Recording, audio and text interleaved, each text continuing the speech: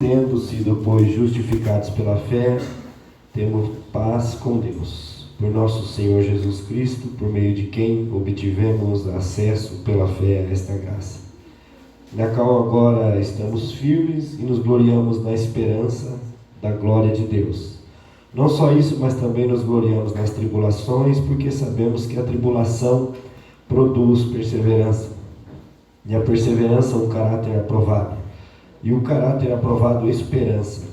E a esperança não nos decepciona, porque Deus derramou o seu amor em nossos corações por meio do Espírito Santo que Ele nos concedeu.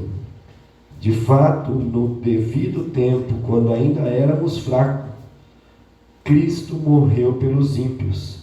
Dificilmente haverá alguém que morra por um justo, embora pelo homem bom talvez alguém tenha coragem de morrer. Mas Deus demonstra o seu amor por nós. Cristo morreu em nosso favor, quando ainda éramos pecadores. Como agora fomos justificados por seu sangue, muito mais ainda por meio dele seremos salvos da ira de Deus. Se quando éramos inimigos de Deus fomos reconciliados com ele mediante a morte de seu filho, quanto mais agora, tendo sido reconciliados, seremos salvos por sua vida. Não apenas isso, mas também nos gloriamos em Deus por meio de nosso Senhor Jesus Cristo, mediante quem recebemos agora a reconciliação. Obrigado, Jesus. Obrigado pelo privilégio, Senhor, que é estar na tua casa. Obrigado, Senhor meu Deus, porque até aqui o Senhor tem nos sustentado. Obrigado por essa semana, Senhor meu Deus, que já passamos da metade e até que o Senhor tem nos abençoado, o Senhor tem cuidado de nós. Obrigado por teu amor, por tua graça, por tua fidelidade. Obrigado pelo privilégio de estar na tua casa, adorarmos o teu nome. Obrigado pela liberdade que temos de te louvar, Senhor, e buscar a tua presença. Obrigado pelo acesso que temos à tua palavra, Senhor. Obrigado porque temos uma Bíblia em nossas mãos, temos uma Bíblia diante de nós. Pai amado, e como é precioso isso, Senhor, ter acesso à tua palavra, ter acesso à tua graça, ter acesso, Senhor, ao entendimento que vem de ti. Por isso nós clamamos a ti, abre, Senhor, o nosso entendimento, ensina-nos mais uma vez nesta noite, para a glória do seu nome. Amém? Glória a Deus. Aleluia. Irmãos, nós falamos semana passada sobre a paz com Deus, sobre o acesso à graça de Deus. Falamos sobre o gloriar nas tribulações. E gloriar nas tribulações não é, vou ficar feliz porque eu estou passando por tribulação, vou glorificar porque eu estou passando por tribulação, mas é gloriar no resultado que a tribulação produz, que é ela que nos garante um caráter aprovado na presença de Deus. E falamos um pouco sobre morrer por um justo e morrer pelo injusto. E por um justo pode ser que alguém tenha coragem de morrer, mas por um injusto ninguém ousaria morrer, mas nem pelo justo, não é verdade? Nem pelo justo nós teríamos essa coragem. E diante disso, que só Jesus teve coragem de morrer por nós, a Ele nós devemos honra, glória, louvor, tempo, vida e tudo aquilo que é precioso para nós precisamos oferecer a Ele, porque Ele foi o único que teve essa coragem de morrer em nosso lugar. E nós fomos justificados pelo sangue de Jesus e por meio dele seremos salvos da ira de Deus. E eu quero que você abra a tua Bíblia lá em João capítulo 3.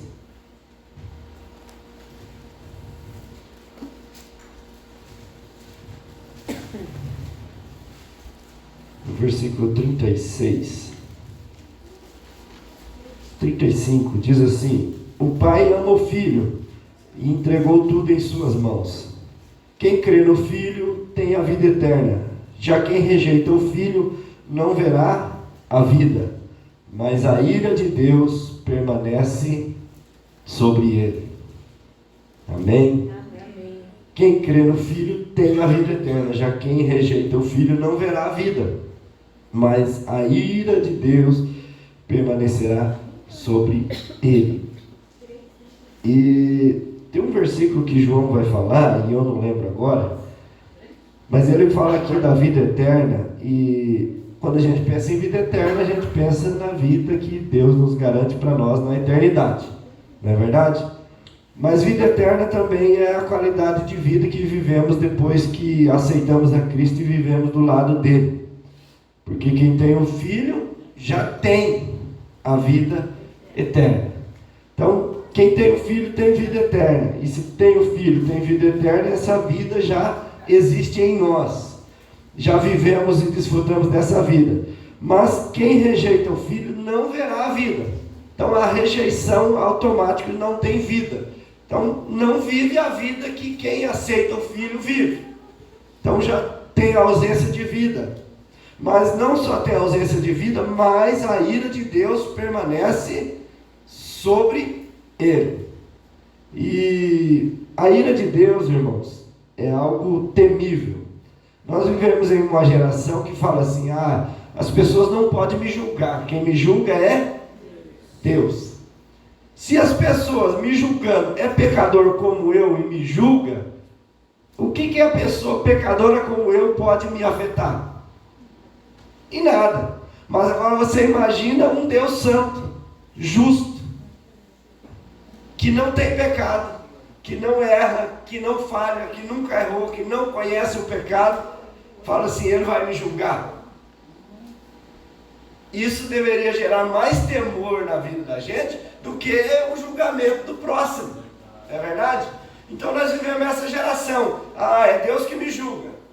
Então é um problema sério. Se é Deus que me julga, eu devo ficar preocupado.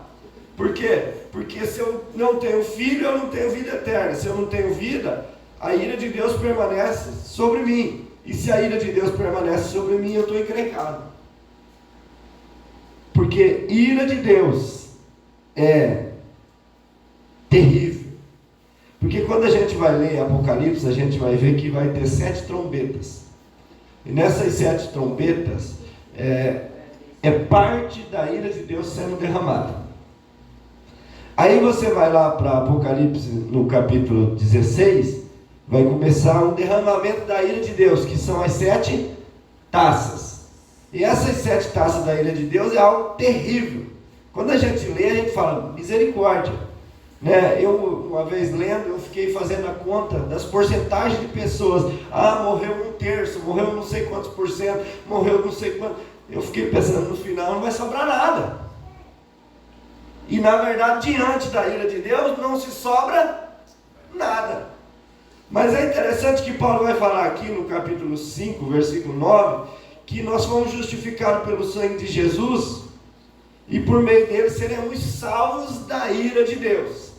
Então a ira de Deus foi abrandada por Cristo, aquilo que nós chamamos de, esqueci a palavra agora, não é reconciliação nem redenção, é propiciação. Jesus abrandou a ira de Deus quando ele morre na cruz do Calvário, e quando ele faz isso, essa ira de Deus foi segurada. Jesus recebeu a ira de Deus sobre o seu corpo no nosso lugar. Então, quando nós aceitamos a Jesus, nós temos o Filho, e quando nós temos o Filho, nós temos a vida eterna. Mas quem não tem o Filho, não tem vida. Quem não tem vida, a ira de Deus permanece sobre ele. E é importante a gente pensar sobre isso, irmãos, porque você já parou para pensar que a justificação foi feita por nós de uma vez por todas? E a gente sempre tem dificuldade porque algumas pessoas falam assim: uma vez salvo, salvo para sempre. E outros dizem assim: não, mas é possível perder a salvação. Mas que salvação? Porque se eu entreguei minha vida a Cristo, e se João diz lá assim, quem recebe o Filho, quem tem o Filho, tem vida, e vida eterna, recebeu, tomou posse, tem aquilo. Do nada eu jogo aquilo fora e não tenho mais, então agora a ira de Deus permanece sobre mim. Então, de fato, aquilo que eu pensava ter, eu não tinha. Aí eu concordo com aquele que diz: uma vez salvo, salvo para sempre. Porque não duvido da doutrina, eu duvido da experiência que a pessoa dizia ter com Deus e com Cristo. Não é verdade? Então, a gente começa a ler e estudar a palavra, a gente vai entendendo algumas coisas. E Paulo vai falar em 1 Tessalonicenses, no capítulo 1,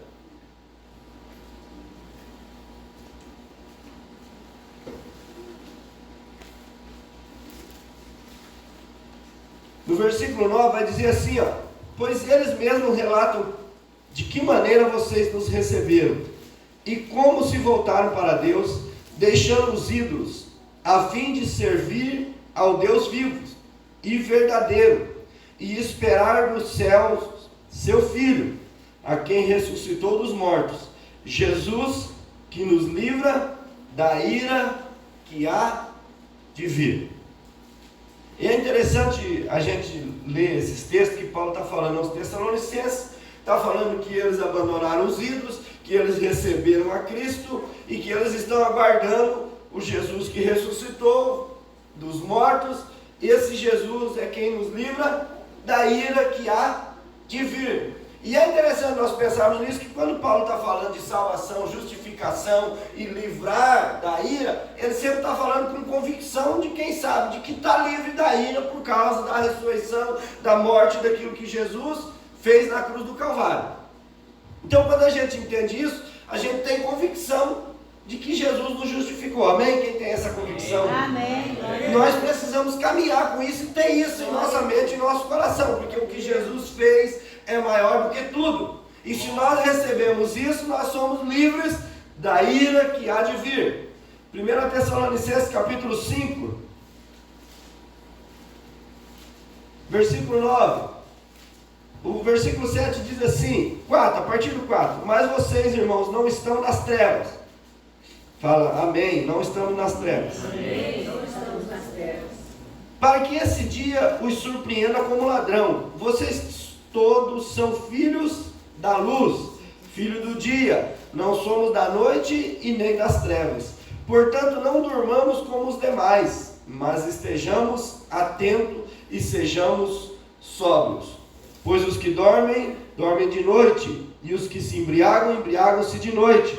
Nós, porém, que somos do dia, sejamos sóbrios, vestindo a couraça da fé e do amor, e o capacete da esperança da salvação, porque Deus não nos destinou para ira, mas para recebermos a salvação por meio de nosso Senhor Jesus Cristo. Ele morreu por nós para que, quer estejamos acordados, quer dormindo, vivamos unidos a Ele. Amém? Porque Deus não nos destinou para ira, mas para vida eterna. Não para a noite, mas para o dia. Não é para nós estarmos dormindo como os demais. Então, a ira de Deus, irmãos, é um fato que vai acontecer. Assim como a vinda de Jesus vai acontecer, a ira de Deus vai ser derramada sobre essa terra. Pedro vai falar que não ficará nem raiz, nem ramo. Nós cantávamos um hino quando era criança que dizia: não vai ficar nem raiz nem ramo, aonde é que tu vais morar? Eu vou com Jesus. Eu vou com Jesus morar lá no céu. E nós precisamos ter essa convicção de que nós vamos morar com Jesus. Aí, irmãos, quando a gente pensa, Deus livrando da ira, a ira vai ser derramada e tal, aí vem na minha mente, grande tribulação, a igreja passa, não passa, Deus livra, que jeito que Deus livra, de que forma que a gente vive, como é que vai se passar isso? Boa pergunta, eu também tenho essas perguntas na minha mente. Mas é interessante que quando a gente vai lendo algumas coisas, é possível assim como Sadraque, Mesaque e Abednego foram lançados na fornalha, mas o fogo não teve poder sobre eles, a igreja pode passar por grandes tribulações, mas essas tribulações não exercer força e poder sobre ela. Assim como Daniel foi lançado na cova dos leões, e no meio dos leões o o leão não ter como fazer mal para ele, assim a igreja pode passar pela grande tribulação e a grande tribulação não afetar ela em essência. Aleluia. Ou também Jesus pode vir e falar assim, não, vem para cá, que daqui a pouco eu volto para nós juntos reinarmos, vamos voltar e vamos reinar juntos. Então eu vou derramar minha ira, vou peneirar aí, vou fazer um negócio diferente aqui agora, mas vocês estão livres, fica aqui comigo. Pode ser as duas maneiras. Mas de todo jeito, eu e você precisamos estar apegados com Cristo, como igreja do Senhor, louvando, servindo e adorando a Ele, e com a convicção no nosso coração, Ele nos livrará da ira que há de vir. Glória a Deus. Apocalipse, capítulo 20.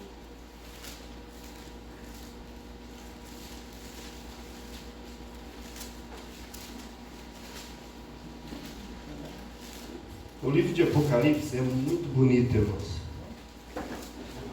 E no capítulo 20, no versículo 11, vai falar do grande trono branco. E diz assim, depois eu vi um grande trono branco e aquele que nele estava sentado, a terra e o céu fugiram da sua presença, e não se encontrou lugar para eles. Vi também os mortos, grandes e pequenos, em pé diante do trono, e livros foram abertos. Outro livro foi aberto, o livro da vida. Os mortos foram julgados de acordo com o que tinha feito, segundo o que estava registrado nos livros. O mar entregou os mortos que nele havia, e a morte e o Hades entregaram os mortos que nele haviam. E cada um foi julgado de acordo com o que tinha feito. Então a morte e o Hades foram lançados no lago de fogo. O lago de fogo é a segunda morte. Aqueles cujos nomes não foram encontrados no livro da vida foram lançados no lago de fogo. É interessante que nós estudamos até aqui que nós somos justificados pela fé. E vimos que o nosso Deus é um Deus justo e justificador. Mas aqui a palavra de Deus vai dizer que tinha livros, e os livros foram abertos. E nessa questão dos livros, João vai dizer assim, e foram julgados, foram abertos os livros e foram julgados segundo as suas obras, segundo o que tinha feito. Aí a gente pensa, mas a justificação é pela fé, e agora nós somos julgados pelas obras, como é que fica? E quando a gente pensa nisso, e eu já ouvi muito, desde que eu era criança, pregadores pregando e falavam assim, as obras, então vai ser julgado pelas obras. E isso bate um desespero na gente. Porque é interessante pensar que existe a questão do livre-arbítrio. Você já parou para pensar no livre-arbítrio? E nós temos direito de escolha, não é verdade? Mas você acha que você tem livre-arbítrio ou não? Quem acha que tem livre-arbítrio? Levanta a mão. Nós não temos livre-arbítrio. Quem tinha livre-arbítrio era só Adão e a Eva. Nós não temos livre-arbítrio, por quê? Porque nós nascemos no mal.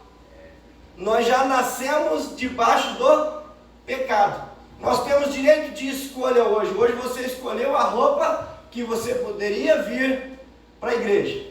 Isso é direito de escolha, não é livre-arbítrio. Você poderia escolher vir ou não vir na igreja hoje. Você poderia escolher trabalhar ou não trabalhar hoje. Mas escolher o bem. A pessoa que tem um livre-arbítrio, ela poderia falar hoje assim, a partir de hoje, eu não peco mais. Eu não vou errar mais nem um tio, nem uma vírgula, nem um A, nada da lei de Deus. Então eu vou viver sem pecado a partir de hoje. Você consegue? Quem consegue? Levanta a mão. Nós não conseguimos. Então nós não temos livre-arbítrio. Nós não conseguimos ser bom. Nós não conseguimos escolher o bem. Nós não conseguimos só praticar o bem. E Paulo vai falar mais para frente aos Romanos que o bem que eu quero fazer, esse eu não faço. Mas o mal que eu não quero, esse já está diante de mim. Então nós não temos o livre-arbítrio porque o mal está em nós.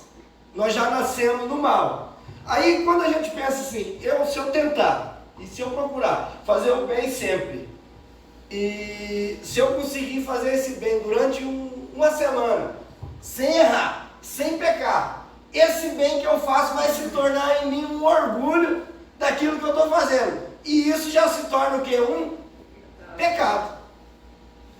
Você para para pensar que uma semana de jejum pode se tornar um orgulho na minha vida e pensar assim, ó, todo mundo teria que jejuar que nem eu. Eu vir na igreja todo dia, isso pode se tornar um pecado porque todo mundo tinha que vir na igreja que nem.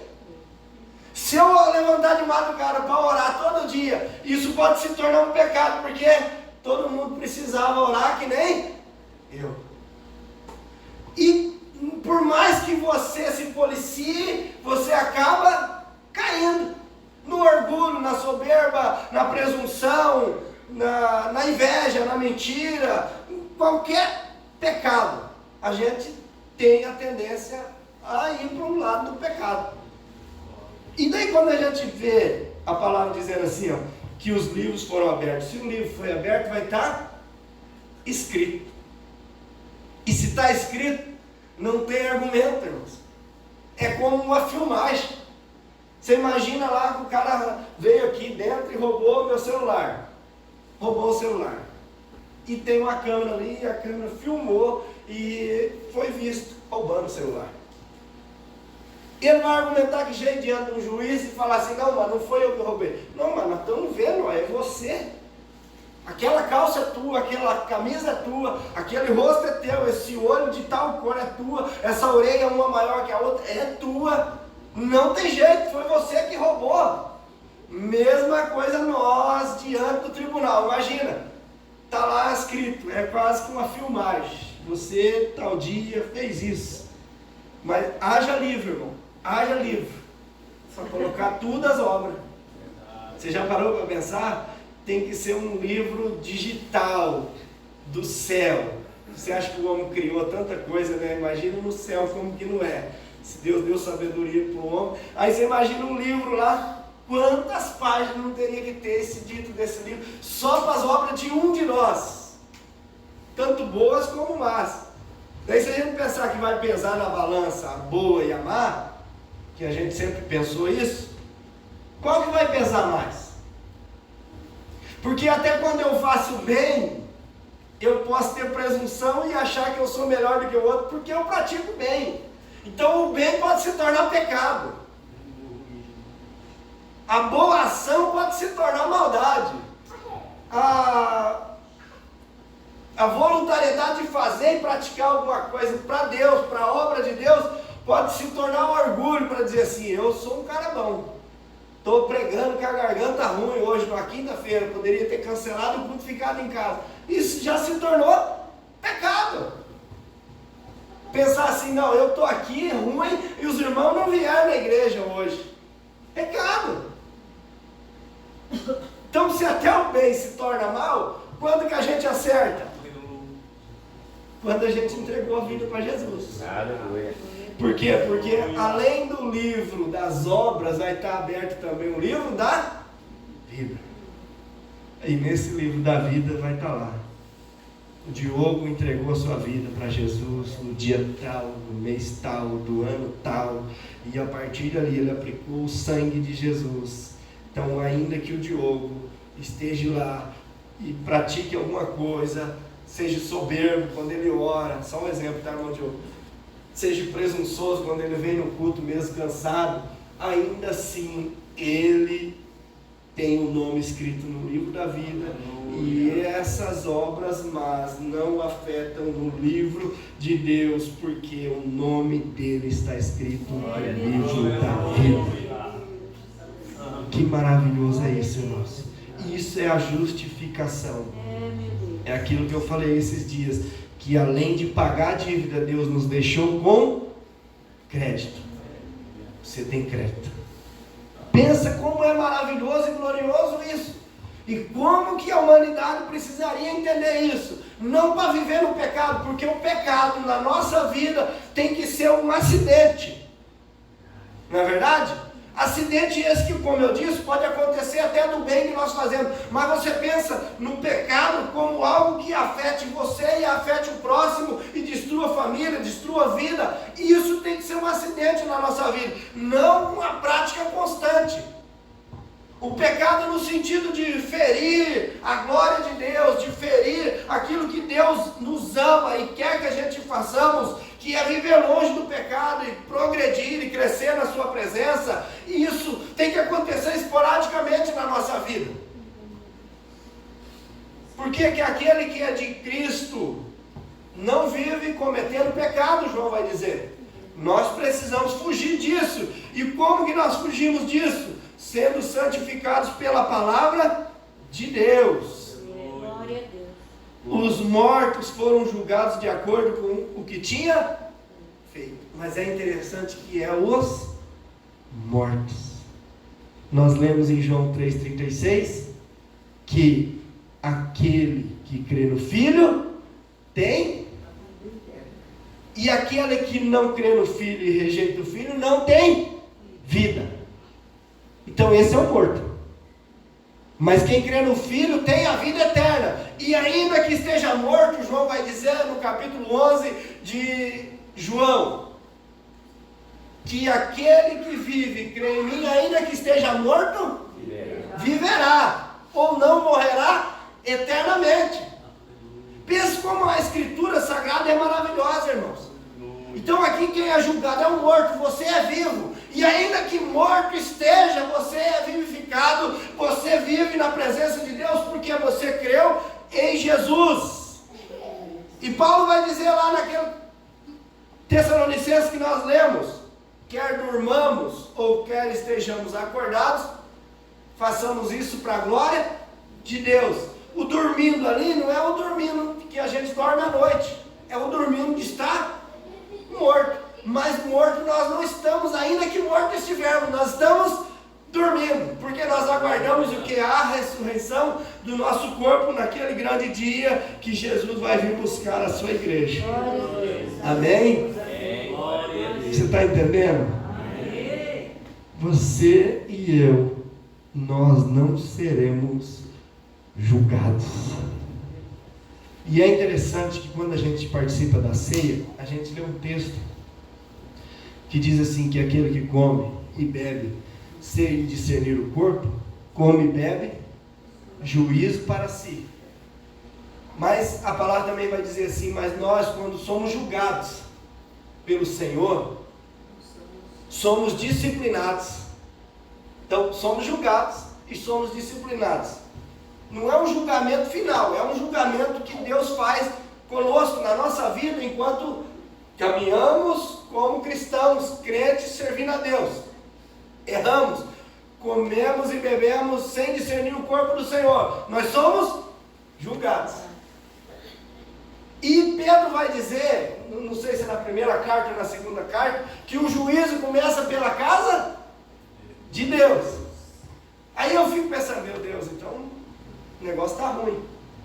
Mas nós somos julgados. Quando somos julgados, nós somos disciplinados. E quando nós somos disciplinados, é para nós não sermos condenados com o mundo. O juízo que nós, igreja, passamos por Deus, é um juízo que não é para a condenação. E de fato é para evitar a condenação. Então quando você é corrigido, quando Deus fala contigo, Ele está te julgando para que você não seja condenado, porque Ele julga, e quando Ele julga, Ele disciplina, e quando Ele disciplina é para gerar em você arrependimento, e quando você se arrepende, você sabe onde vai buscar perdão, é em Jesus Cristo, no sangue dele, e quando você é julgado, é disciplinado, você se volta para Ele, e você não é condenado com o mundo. Aí entra a parte, se você é salvo, e de fato é salvo, você permanece salvo, não tem o que te tomar isso, a não ser que você nunca foi, porque quando uma pessoa não consegue ser mais disciplinada, ela de fato não conheceu a Cristo. Quando uma pessoa não é mais corrigível, essa pessoa já foi entregue a Satanás, e Paulo vai falar assim, ó, eu entreguei fulano a Satanás, para que quem sabe Deus tivesse misericórdia e salvasse a sua alma. Pensa que essa pessoa que Paulo entregou a Satanás poderia estar sendo corrigida, julgada, para não ser condenada. Você vê que tudo depende de Deus, e é Deus quem faz e trabalha em nós, para que naquele dia nós não passamos por julgamento, e a ira de Deus não nos afete, não venha sobre nós. Glória a Deus. Amém? Volta lá em Romanos. Já vamos terminar. Como agora fomos justificados por seu sangue, muito mais ainda, por meio dele, seremos salvos da ira. Nós fomos justificados por seu sangue, e agora muito mais ainda, seremos salvos da ira de Deus. Se quando éramos inimigos de Deus, fomos reconciliados com ele, mediante a morte de seu filho, quanto mais agora, tendo sido reconciliados. Você vê que esses versículos explicam o primeiro versículo que diz, nós temos paz com Deus, e vai falar, nós éramos inimigos, e agora pelo sangue do Filho nós fomos reconciliados. Agora nós e Deus já não vivemos como inimigo, agora nós nos tornamos filhos de Deus. Se quando éramos inimigos de Deus fomos reconciliados com ele mediante a morte de seu filho, quanto mais agora, tendo sido reconciliados, seremos salvos por sua vida. Não apenas isso, mas também nos gloriamos em Deus, por meio de nosso Senhor Jesus Cristo, mediante quem recebemos agora a reconciliação. Coloque-se de pé. Você foi reconciliado com Deus por Jesus Cristo.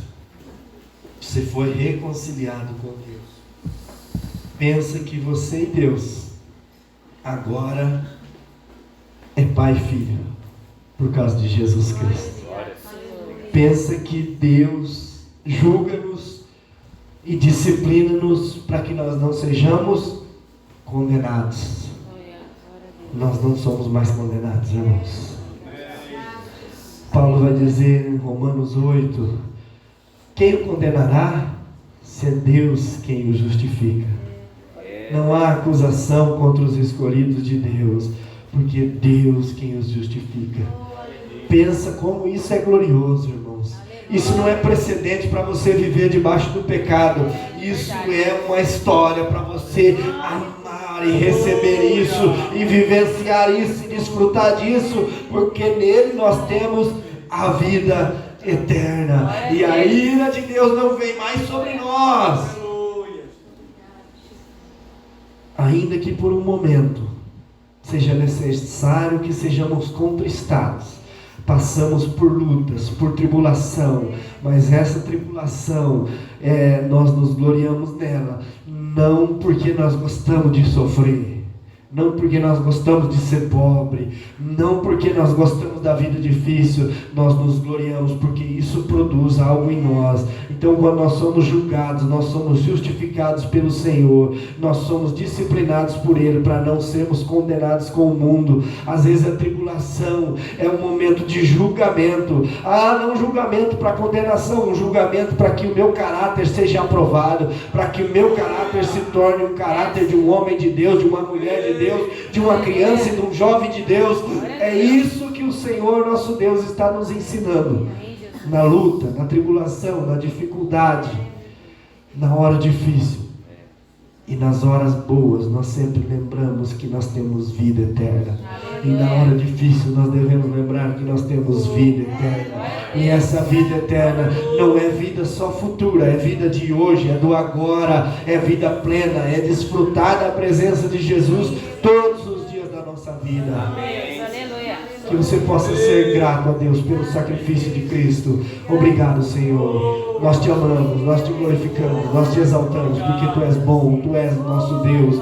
Tu és um Deus fiel, um Deus santo, um Deus justo, a razão de nós estarmos aqui. Tu és, Senhor, tudo para nós e somos gratos a Ti, porque Tu és o nosso Deus. Obrigado, Senhor, meu Deus, por Teu amor, por Tua fidelidade. Obrigado porque o Senhor tem cuidado de nós, tem nos abençoado com a justificação, com a reconciliação. Obrigado, Senhor, na glória, pelo Teu poder, por Tua graça. Obrigado por Tua igreja. Obrigado por esse projeto tão lindo que é o Teu povo, Senhor, que Te adora e que entende, que Te busca e que Te exalta, porque Tu és o nosso Deus. Nós Te louvamos, Senhor, e Te agradecemos por tudo, Senhor. Muito obrigado, Deus. Nós Te louvamos e Te agradecemos em nome de Jesus.